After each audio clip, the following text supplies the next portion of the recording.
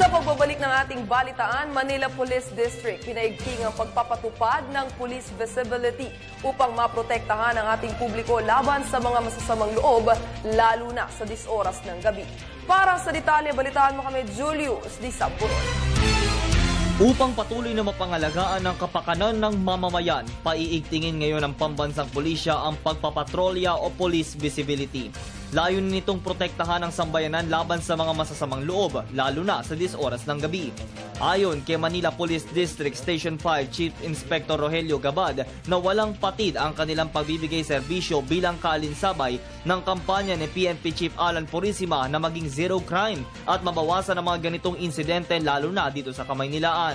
Sa ngayon, base doon sa ating directive from our CP, yung police visibility na kung saan ay kailangan sa ating bayan o sa syudad, gagaya nitong Maynila. Alam mo na, maraming mga turista dito, maraming mga tao, o kaya mayroon pang mga activities. Siniguro niya na 24 oras silang nakaposte at nagbabantay.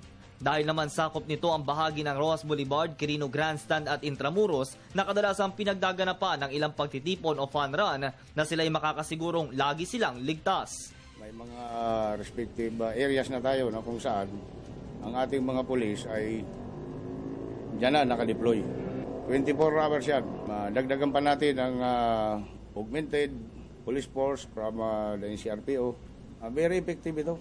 Katulad daw ng media na walang pinipiling araw ang paghahatid ng impormasyon, ang kanila namang hanay walang pinalalampas na oras, minuto o segundo upang agarang makaresponde sa sinumang nangangailangan. Sa ngayon, safe sila. Yan yung ating mga kapulisan, ibang other units, gobyerno, sila ay pangangalagaan. Babala naman niya sa mga masasamang loob na tumigil na dahil pag sila'y natimbog ng pulisya sa malamig na rehas mapupunta. Para sa Telebisyon ng Bayan, ako si Julius Di Samburon.